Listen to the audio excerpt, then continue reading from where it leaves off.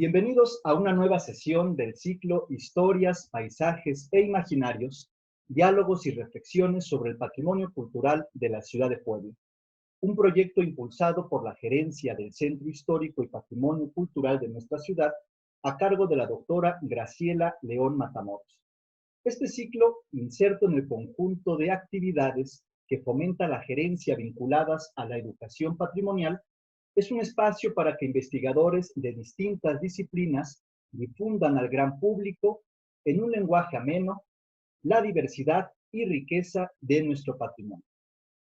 La ciudad de Puebla, entre los siglos XVI y las primeras 2 décadas del siglo XIX, no puede pensarse fuera de la entidad de escala planetaria que fue su ámbito natural, la monarquía hispánica. En ese sentido, hablar del patrimonio y la historia de la Puebla novohispana nos obliga a estar atentos a los vestigios de un mundo compartido entre América, Europa y Asia. Para abordar aquel ámbito natural, tenemos el honor de conversar con uno de los principales especialistas en nuestro país sobre la temática, el doctor Gibran Bautista y Lugo, quien es doctor en Historia por la Universidad Nacional Autónoma de México, investigador del Instituto de Investigaciones Históricas de la UNAM, miembro del Nodo Mexicano de la Red Internacional Red Columnaria, dedicada al estudio de las monarquías ibéricas entre los siglos XVI y XVIII, y coordinador de un estupendo seminario titulado Iberoamérica Global, Historias de Movilidad e Inmovilidad, siglos XVI al XX. Pues Gibran, es un honor que hayas aceptado estar con nosotros conversando unos minutos. Pues bienvenido.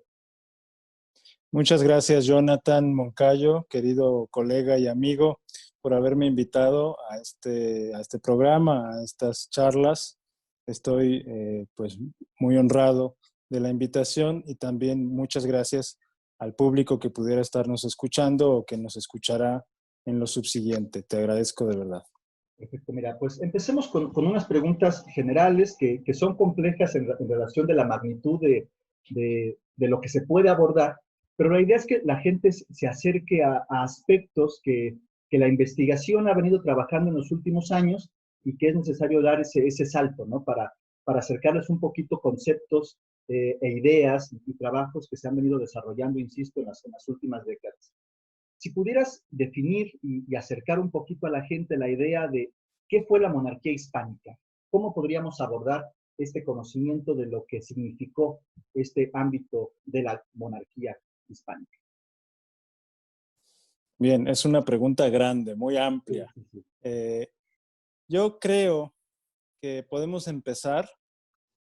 a contestar esa pregunta de una forma pequeña. Muy bien. ¿Cómo decirlo? Para que se comprenda mejor. Durante muchos años, siglos prácticamente, quizá desde la propia constitución de la monarquía, se ha reflexionado sobre su naturaleza. Y desde luego durante el siglo XIX y XX, los distintos estados nacionales que se conformaron cuando se desarticuló aquel conglomerado multilateral, compuesto, policéntrico, lo han descrito de muchas formas. En los principios del siglo XIX también se han preocupado por explicar qué cosa fue ese pasado. Y generalmente lo han hecho, sobre todo sus estudiosos y los historiadores del siglo XIX, XX, lo han hecho desde la perspectiva de la necesidad de construir un relato nacional y entonces pensar esa monarquía como un antecedente de un espacio que naturalmente estaba pensado en términos nacionales. Y eso es lo que en los últimos 20, 30 años se ha venido desconstruyendo, deconstruyendo, pensando o repensando, revisando, hasta llegar, creo yo, a un punto que podríamos pensar que es el actual, en que podemos pensar la monarquía hispánica, esa inmensa pregunta y ese inmenso espacio, a partir de un territorio local, completamente situado geográficamente, socialmente, territorialmente, en el sentido de un espacio constituido jurídicamente a partir de concomitancias que venían de otras partes, sin duda, pero que se reproducía a escala local. Y entonces me gustaría primero lanzar una especie de provocación a tu pregunta, diciendo que la monarquía hispánica no era otra cosa que la Puebla de Los Ángeles en el siglo XVI, XVII, XVIII. Todos los elementos de la monarquía y de eso que llamamos España, la España imperial, como la describió John Eliot en algún importante libro de hace ya muchas décadas, 1963 fue la primera edición, y los relatos sobre aquel conglomerado que en principio se ha pensado, se ha dicho que tenía su centro en donde estuviera el monarca, en realidad todos esos elementos se cumplían, se reproducían, tenían lugar, daban cuerpo y configuraban la sociedad de la Puebla de Los Ángeles desde su fundación y durante los primeros siglos de su historia. Cuando digo Puebla de Los Ángeles, evidentemente me refiero a la ciudad, claro, y no al Estado constitucional de Puebla, ¿no? Evidentemente. Lo mismo podría responderte si estuviéramos hablando de Huejotzingo, por ejemplo. Todos los elementos de la monarquía en Huejotzingo tenían lugar.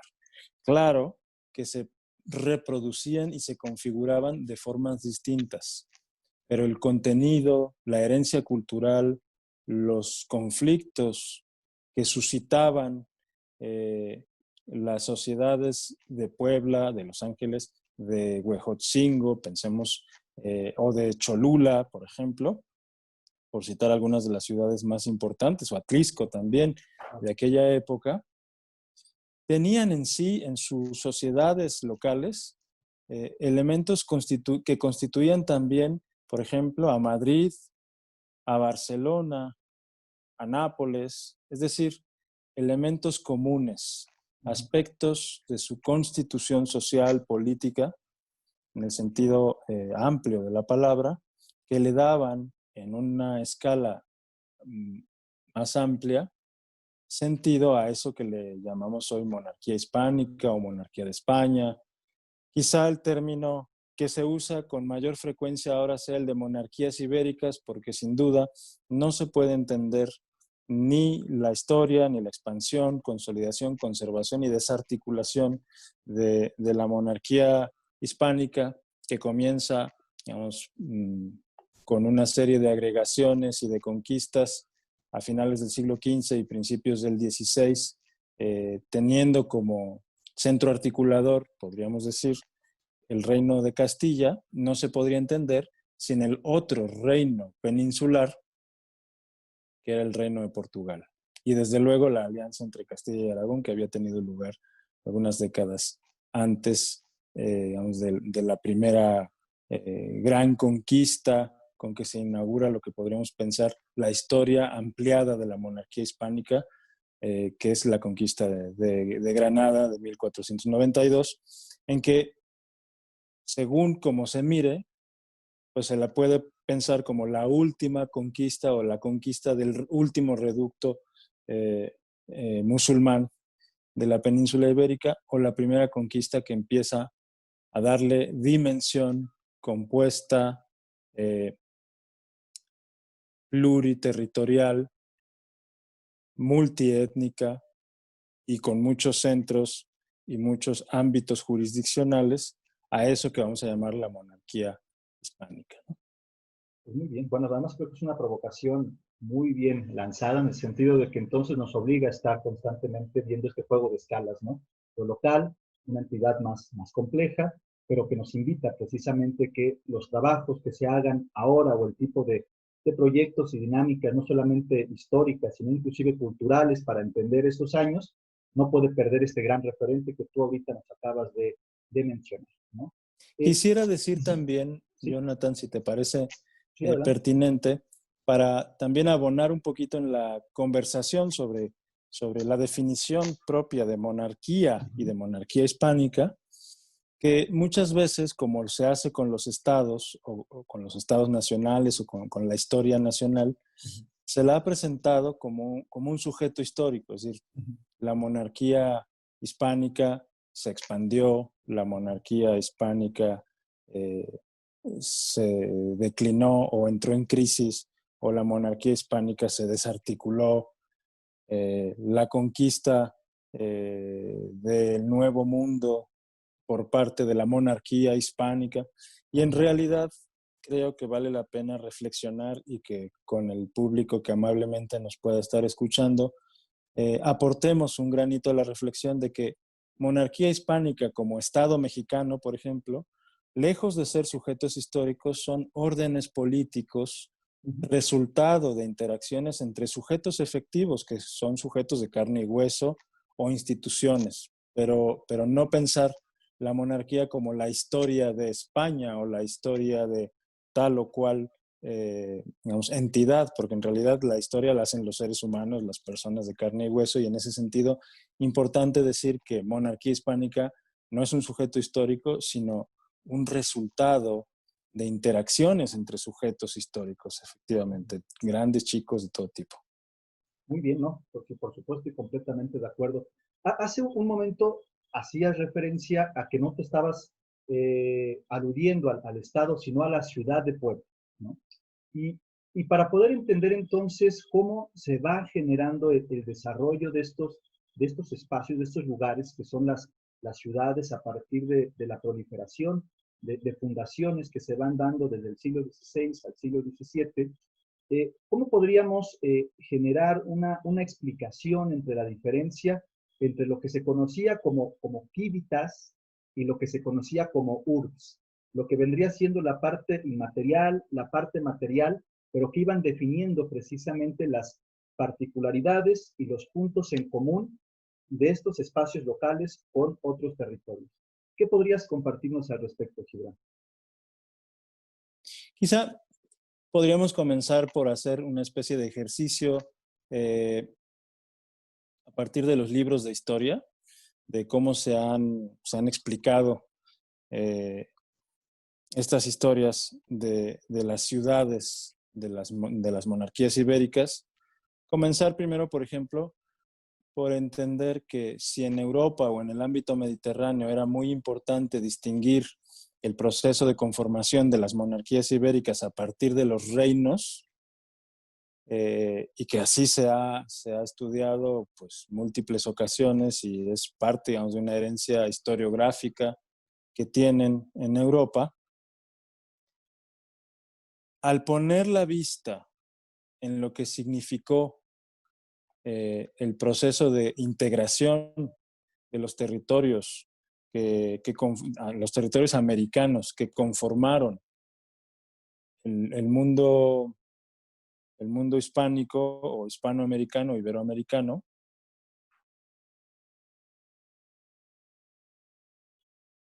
¿Ahí estás? Sí. Sí, aquí te Sí. escucho bien. Podemos advertir que un buen ejercicio para no caer, digamos, en anacronismos que nos lleven a pensar los territorios a partir de antecedentes de historias nacionales. Un buen ejercicio es pensar que sí, efectivamente se produjeron también conglomerados similares a los reinos, pero que estos conglomerados, en lo que entonces se llamaban las Indias Occidentales y que formaban parte de la monarquía hispánica, de las monarquías ibéricas, si tomamos en cuenta el ámbito luso y brasileño, desde luego, eh, se constituían a partir de redes de ciudades. Si algo eran las Indias Occidentales o si algo era la monarquía hispánica, las monarquías ibéricas en el mundo americano, eran redes de ciudades. Ciudades en el sentido, y creo que aquí es donde vale la pena apuntar algo acerca de esta articulación entre dos conceptos heredados de la tradición clásica mediterránea, ¿no? El concepto de civitas y de urbs, eh, conceptos que nos permiten pensar primero, por un lado, la dimensión política que tenían prácticamente todas las poblaciones que formaban parte de las Indias Occidentales o que se incluían en las Indias Occidentales. En ese sentido, retomo alguna reflexión que en alguno de los textos múltiples que ha publicado Oscar Mazin nos ha regalado, acerca de que la impronta urbana o la impronta de ciudad en las Indias Occidentales fue todavía más intensa que en el mundo europeo, mediterráneo, y era un legado, una tradición de este legado mediterráneo clásico, sobre todo porque los europeos y después los naturales de las Indias Occidentales, en el sentido amplio y lato de la palabra, durante el siglo XVI constituyeron distintos tipos de kíbitas, por decirlo así, ¿eh? Y entonces podemos tener que desde un pueblo hasta una villa o una ciudad central, capital, porque tenía en su territorio, por ejemplo, la sede de una audiencia, tiene rasgos de kíbitas. Y cuando nos referimos a pueblo, desde luego nos pensamos, sin duda, en pueblos indios. En los pueblos de indios constituidos durante el siglo XVI, muchas veces sobre la base de Tecali, de antiguos Tecali o de antiguos Calpulli. Hay todo un debate sobre si eran lo mismo o eran cosas distintas. Creo que es importante retomar también eso porque forma parte de la tradición cultural, vamos, del ámbito de las Indias Occidentales. Pero ya solo el hecho del debate sobre los Calpulli o Tecali como impronta de los pueblos indios, lo que nos devuelve en realidad es la conciencia que tenían sus habitantes del siglo XVI de que lo que se estaba constituyendo ahí era un espacio político de unos integrantes que formaban parte de una vecindad, que tenían unos derechos específicos, unas obligaciones, y que según cada caso se iban integrando o se iban perteneciendo o se iban arraigando según de lo que estuviéramos hablando. Pero Massin va mucho más allá de eso y quizá valga la pena tomar en cuenta que para Massin, inclusive la constitución de una hacienda en el Bajío o en el Gran Michoacán también tenía la impronta de una quívitas o de una articulación política en el sentido de ciudad integrada por personas que tenían derechos diferenciados, privilegios diferenciados y que tenían un orden político que venía dado primero, desde luego, por la cobertura que pudiera significar la autoridad real o el hecho de ser vasallos del rey, que digamos, solo eso daba a quienes se asumían como vasallos del rey y que lo usaban, daba la posibilidad de buscar distintos privilegios, derechos o de asumirlos o inclusive de inventarlos.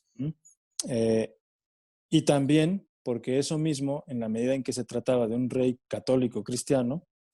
le otorgaba la impronta a la actividad cotidiana y a las dinámicas que se podían producir desde una hacienda hasta una gran ciudad, ¿no? Hasta una gran urbe, una metrópoli como podía ser México, Puebla o Valladolid de Michoacán o Lima, una impronta de civitas cristiana, ¿no? De polis cristiana, en el sentido de policía cristiana de orden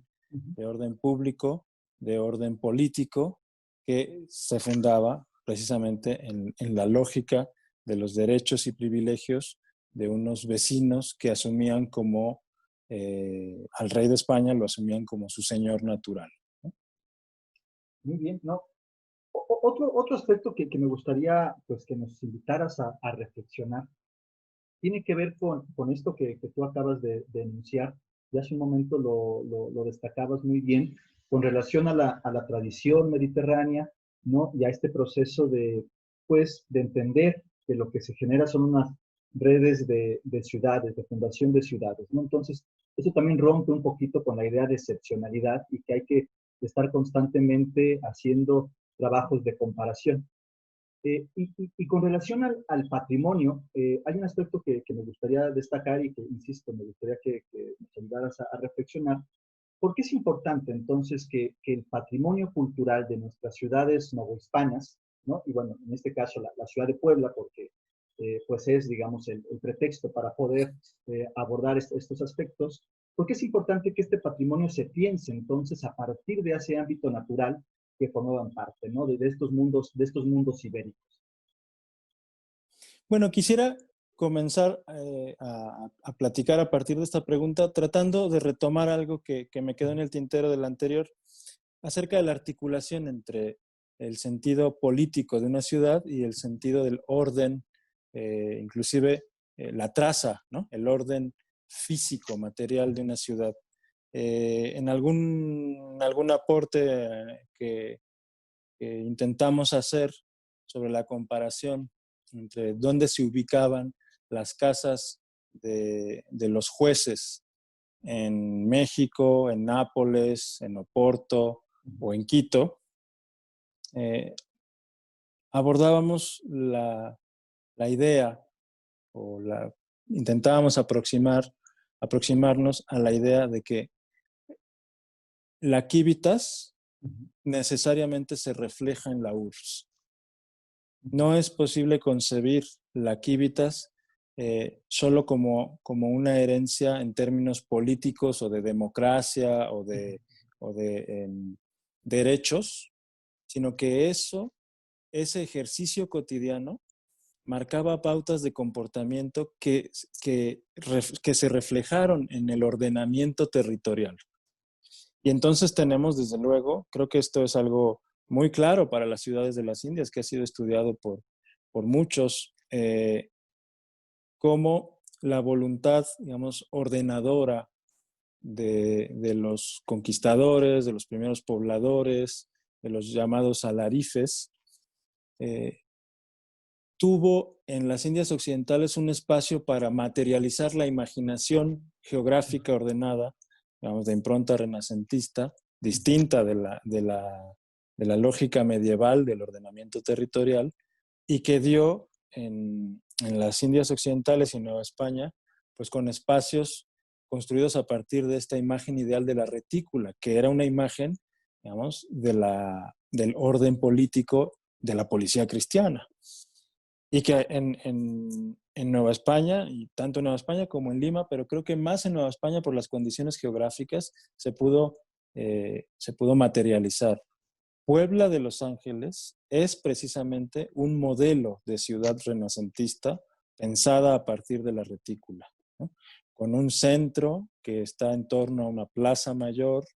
en donde hay, digamos, idealmente la iglesia mayor,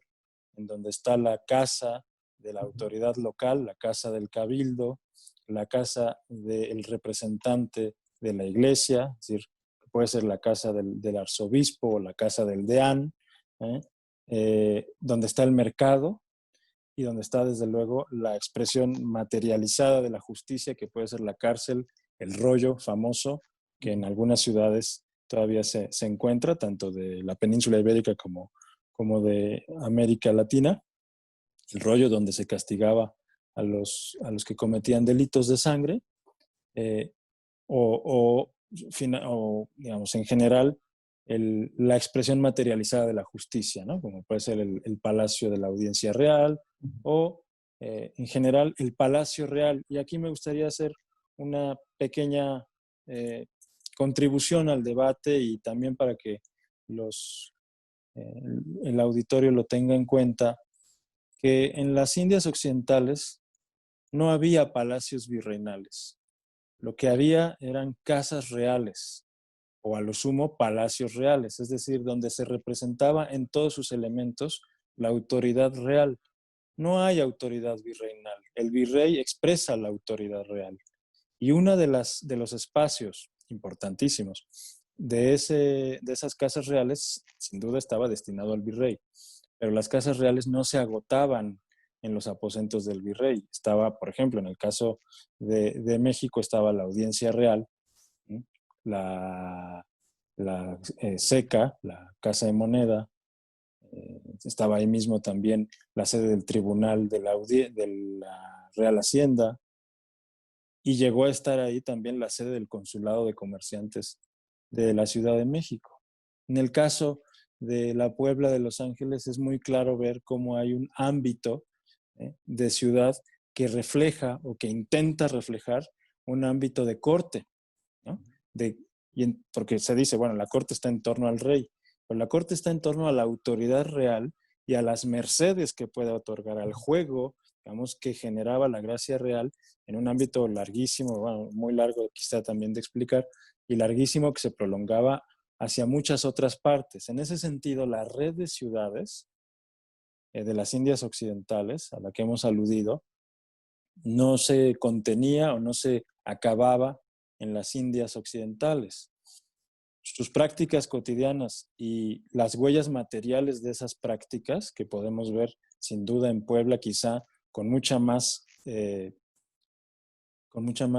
claridad o de forma mucho más prístina que en otras ciudades de la actual República Mexicana. Bueno, en Zacatecas, sin duda, en Morelia o en la propia Ciudad de México, pero Puebla es una joya, digamos, de esa historia y de ese pasado. Conservan huellas, casi te podría decir cicatrices, de una dinámica que las vinculaba no solo con otros ámbitos de la monarquía hispánica o de las monarquías ibéricas, sino con el ámbito global total del que formaban parte y al que colaboraron a construir sus vecinos, sus mercaderes, sus arrieros, pero también los indios que construyeron Puebla, los barrios de indios que se construyeron ex profeso para construir la ciudad, en fin, todo eso que a escala del patrimonio material muchas veces se piensa como herencia colonial o patrimonio colonial, en realidad forma parte de un patrimonio de una época que fue la de la primera, digamos, edad global o de la primera globalización o globalización arcaica, que conectaba la vida cotidiana de Puebla con la vida cotidiana de Manila, de Nagasaki, de Goa, desde luego de Madrid, de Sevilla o de Granada, pero fundamentalmente, y en ese sentido, la importancia de Nueva España hay que también tenerla en cuenta un poquito pensando en los trabajos sobre el comercio pacífico de distintos autores, pero quisiera quizá señalar ante todo los de Mariano Bonialian, que han llevado a pensar el ámbito del patrimonio o que pueden llevar a pensar el ámbito del patrimonio de una ciudad de estas épocas, de estos siglos, como patrimonio o como huella universal de una época que se empezó a conectar a partir de distintas escalas de movilidad. Desde luego estaban quienes venían de Europa y quienes desde las Indias Occidentales iban constantemente a Europa. Pero en el caso de Nueva España y de las grandes ciudades de Nueva España como Puebla, bueno, Puebla es destino y al mismo tiempo espacio urbano de tránsito de ese corredor, por decirlo de alguna forma, que unía los dos grandes puertos, Veracruz y Acapulco. Para llegar a Acapulco en el siglo XVI, sobre todo en el XVII, había dos grandes caminos. O se iba por la ruta, digamos, occidental, suroccidental de Cuernavaca, o se iba por la ruta que implicaba llegar a Chietla y de ahí a la Costa Grande y entonces pasar por la ciudad de Puebla. Los grandes efectos de la China, es decir, los productos que inundaron el mercado de Nueva España y de otras ciudades de las Indias Occidentales, desde luego del Callao y de Lima, pasaban por Puebla necesariamente. Entonces, pensar el patrimonio cultural poblano de la Puebla de Los Ángeles, sus edificios, su construcción, su peculiar barroco, su barroco que es único en el mundo, importa pensarlo también en términos, por ejemplo, inclusive artísticos, en términos de un movimiento general, de un movimiento planetario y de una primera edad en donde los valores se globalizan por primera vez, para decirlo de alguna forma. Lo podemos pensar inclusive en términos del barroco. El barroco es el primer arte global, el primer arte planetario del mundo, pero la lógica, y esa es un poquito la idea también que quisiera compartir, la lógica de estas tendencias generales, de estas características globales o de estas expresiones que conectaban muchas partes del planeta a partir, digamos, de de pensar las monarquías ibéricas y los viajes de descubrimiento, conquista y colonización, solo se pueden pensar globalmente a condición de comprender su especificidad local. Y Puebla es una muestra clarísima de eso en términos materiales por la unicidad de su arte, por la peculiaridad de su arte. Y no solo la Puebla de Los Ángeles como ciudad, sino muchas otras quíbitas que tenían su propia urbs y que no necesariamente eran grandes ciudades. Estoy pensando, por ejemplo, en pueblos como San Francisco Acatepec, que, que tiene, como la misma Puebla también, en el convento franciscano de Puebla, arte muy importante, quizás poco apreciado en términos estéticos, pero muy importante en términos de las conexiones que revela. Me refiero al Atlas Seraphicus, muy conocido en Puebla, que está en muchas partes, está en San Martín Texmelucan, es una pintura generalmente en lienzos, porque también hay expresiones de bulto en otras partes de América Ibérica, pero una pintura basada en un grabado que fue originalmente diseñado por Rubens, por Peter Paul Rubens, para enseñar a su alumno Plotino a pintar. Y que entonces ese grabado estaba hecho para ser pintado en Europa, pero nunca fue pintado en Europa. Como salió de las prensas de la imprenta de Plantino en Amberes, por medio del circuito jesuita, llegó a América Hispánica, se convirtió en un referente de culto de la Inmaculada en Virgen de Guadalupe en muchos espacios y ámbitos de las Indias Occidentales y fundamentalmente en muchas ciudades de lo que hoy es Puebla. En la Puebla de Los Ángeles, en Cholula, en San Francisco Acatepec, que es parte de Cholula, en San Martín Texmelucan. Y este grabado, muy peculiar, muestra, por una parte, la familia real y sus antepasados, y por otra parte, las gracias teologales, las virtudes teologales y la importancia de la orden franciscana, digamos, en la evangelización y en el combate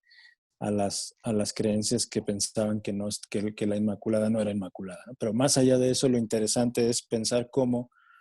un pequeño grabado europeo solo se volvió pintura en las ciudades de las Indias Occidentales y se multiplicó en muchos lienzos de muchas partes, desde La Paz, en Bolivia, en la actual Bolivia, en el antiguo Charcas, hasta Querétaro, San Luis Potosí y desde luego con una alta concentración de representaciones pictóricas en muchas ciudades de lo que hoy es Puebla. Bueno, qué maravilla, Gibran, porque la verdad nos invitas entonces a generar muchísima reflexión sobre nuestro patrimonio. Algunos se ha hecho, pero todavía falta más trabajar con relación a lo que tú destacabas ahorita perfectamente, ¿no? Entender el patrimonio, pero a partir precisamente de las conexiones que revela, de los circuitos que nos van ayudando a entender precisamente dinámicas que son complejas, pero que al mismo tiempo enriquecen precisamente las particularidades del patrimonio que podemos encontrar en distintos ámbitos de las ciudades novohispanas y de forma concreta para el caso de la ciudad de Puebla. Gibran, para ir ya finalizando y agradeciendo de antemano el tiempo y los comentarios y reflexiones que nos has invitado a realizar en este momento y en este agradable rato, ¿a qué redes de investigación tú perteneces? ¿Cuáles son los temas ahorita que se están abordando por parte de los especialistas y que nos van a ayudar a comprender en un momento determinado de forma distinta muchos de los aspectos que ahorita tú has destacado en este momento? ¿Cuáles son las principales, insisto, redes de trabajo y los temas que se están abordando en estos momentos? Oh, quisiera comenzar otra vez ligando la conversación anterior a citar a Margarita Cruz en un trabajo espléndido que ha hecho sobre la difusión del Atlas Seraphicus en América Hispánica y que vale la pena revisar y estudiar, ponerla en relación con un libro reciente que está por presentarse en San Francisco Acatepec en cuanto la pandemia nos lo permita, coordinado por José Javier Ruiz Ibáñez y Gaetano Sabatini, que son coordinadores generales de Red Columnaria, a la que has hecho mención y a la que tanto tú como yo pertenecemos y trabajamos y acumulamos ahí alguna experiencia, y que se titula La Inmaculada Concepción en la Monarquía Hispánica y da cuenta de distintos aspectos del tema de la Inmaculada, que no es un tema exclusivamente religioso, como se pueda pensar hoy, sino que en la medida en que el rey de España y distintos cuerpos de la monarquía, distintas corporaciones, desde las ciudades hasta las universidades y las universidades de mercaderes, como se les llamaba entonces a los consorcios de mercaderes, y otras corporaciones juraron en un momento dado, y que no se reconoció por el Papa de Roma hasta después de que la monarquía se desintegró. Y esto es interesante de pensar porque se trata de un dogma, una creencia, una devoción y una doctrina que se vuelve dogma, dogma de fe, digamos, oficial, solo después de que la monarquía se desarticula, y eso da cuenta de cómo la Iglesia romana y la Iglesia de Roma en el siglo XIX, por una, digamos, cosa interesante que valdría la pena pensar en términos de continuidades, en el siglo XIX, por conducto del Papa Pío IX, recupera. Pero al recuperar eso y convertirlo en dogma, lo que estaba entonces admitiendo y lo que estaba recuperando era también la inmensa devoción que mucha gente en los ámbitos ibéricos, de los mundos ibéricos, construyó por siglos de una doctrina que lo que tenía en el centro era el tema de la mediación, de la intercesión, de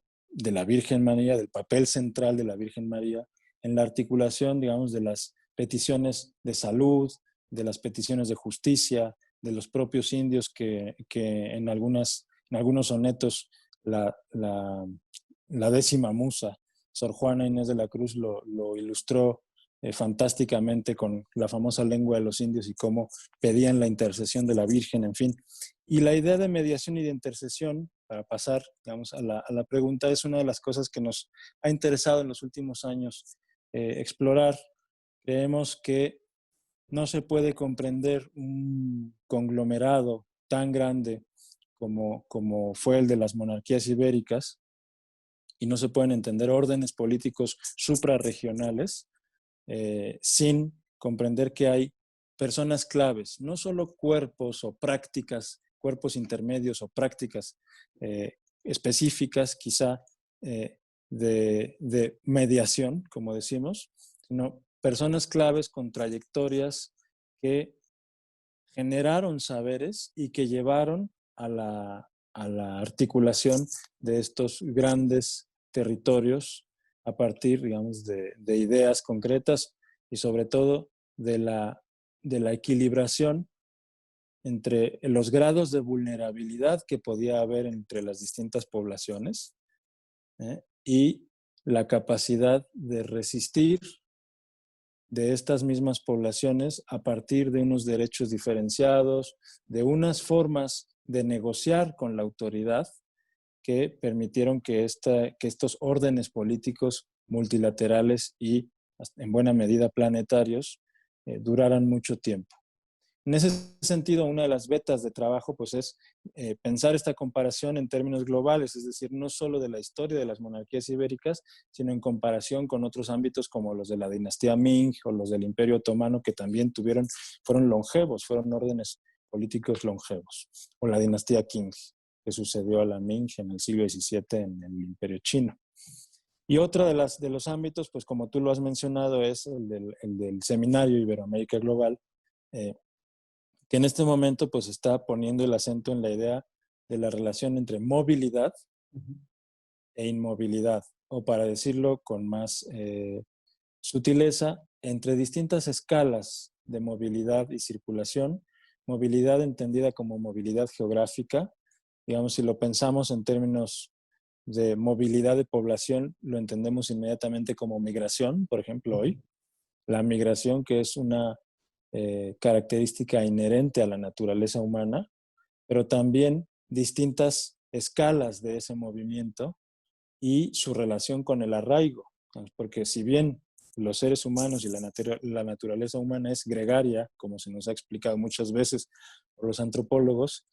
ese gregarismo no se puede comprender sino solo a partir de la búsqueda conjunta de la sobrevivencia, y la sobrevivencia siempre ha implicado migración. Entonces conviene también entendernos como seres que migramos de distintas formas. Y en ese sentido, Iberoamérica Global, Historias de Movilidad e Inmovilidad, siglos XVI al XX, lo que intenta es ser un espacio de discusión de distintos historiadores, antropólogos, sociólogos, pero sobre todo historiadores, historiadoras, que dan cuenta de formas de movilidad que han permanecido durante muchos siglos y que le han dado sentido a, digamos, esos órdenes más generales, como pudieron ser las monarquías ibéricas, o como pueden ser hoy, digamos, el área latinoamericana, o la relación entre México, Estados Unidos y Canadá, o la relación entre el Mediterráneo africano y el Mediterráneo europeo, es decir, el signo de los grandes conglomerados, de las grandes regiones, es también el signo de las grandes necesidades que hacen que mucha gente migre, se vaya de su lugar de origen y termine fundando en otras partes. Y lo que implicó el descubrimiento y la conquista de América, como se le ha llamado convencionalmente, no es otra cosa sino eso, un proceso de migración también que convendría estudiar sin cargar las tintas en términos de si fue bueno, malo o peor. Pues eso fue lo que pasó y habría que estudiarlo sin prejuicio y sin perjuicio de nadie. En esas estamos, entonces, en proyectos que intentan pensar más allá de lo nacional, esa es la primera condición, proyectos que intentan recuperar la historia de los pueblos y de la historia local, pero en su ámbito más general y en su ámbito natural, como tú lo has dicho bien respecto a Puebla de Los Ángeles, pensar su patrimonio material e inmaterial, su herencia, en términos también de una experiencia que desbordaba el espacio local y que conectaba con otras realidades tan lejanas como China, ¿no? Filipinas, o como Amberes o Ámsterdam. Y luego situar eso, vamos tratando de entender cuál fue el papel de las Indias Occidentales y en general de Iberoamérica, y cuál ha sido en esa historia de integración, independientemente de que juzguemos la integración buena o mala, o de que nos parezca que la economía mundo no debería de existir. Bueno, esa es una cuestión ética que podemos discutir en otro conversatorio, en otra conversación, en otra charla, pero tratar de entender que es importante pensarlo desde México o desde América Latina, porque la historia global no tiene por qué ser un patrimonio anglófono ni una idea, digamos, que esté solo presente en los grandes relatos civilizatorios, sino tratar de verlo, un poco como Gabriela de Lima lo ha planteado en algún texto reciente, tratar de verlo desde los ámbitos iberoamericanos implica también asumir los grados de violencia que ha digamos, tenido el pasado, que ha implicado esa integración, y cómo esos grados de violencia no han sido voluntad de alguien en específico, sino que la historia ha sido así, una historia de grandes dificultades, pero que vale la pena conocer, sobre todo para entendernos mejor entre nosotros y para ser más tolerantes con la historia del otro, ¿no? Que eso es un poquito también finalmente lo que nos importa. Cuando echamos la mirada hacia el pasado y nos sorprendemos de que quizá era muy distinto de como nos lo han contado, entonces podemos ser capaces de admitir cosas que antes no admitíamos y de entender que hay muchas formas de vivir, muchas formas de reproducirnos socialmente y de convivencia entre seres humanos de distintos pensamientos, de distintos credos, de distintas calidades, en fin. Completamente de acuerdo, Girón. Además que, bueno, ya para finalizar, la idea de este espacio, de este ciclo de charlas es precisamente que especialistas como tú, que tienen, digamos, ya una trayectoria sumamente reconocida, pues nos ayuden a pensar, en este caso concreto, el patrimonio de la ciudad de Puebla, brindándonos nuevas herramientas, ¿no? Y que implique precisamente la reformulación de distintas estrategias que han sido tradicionales en función de cómo tenemos que entender este patrimonio, cuando en realidad las complejidades que invitan precisamente a construir nuevas dinámicas vinculadas precisamente a que no podemos resguardar aquello que no conocemos y no podemos conocer aquello que no valoramos. Entonces se necesita precisamente este diálogo interdisciplinario entre especialistas de distintas áreas, entre los mediadores, en este caso culturales, que se encargan precisamente de construir dinámicas para la población, y que la población, a partir de estos nuevos enfoques, se replanteen aquello que pareciera que ya está determinado y que ya se conoce todo sobre la ciudad de Puebla, cuando en realidad hay muchísimos aspectos, como tú bien lo acabas de señalar, que el patrimonio puede ser también un vehículo para entender muchísimas otras conexiones, ¿no? Con el pasado y con el presente.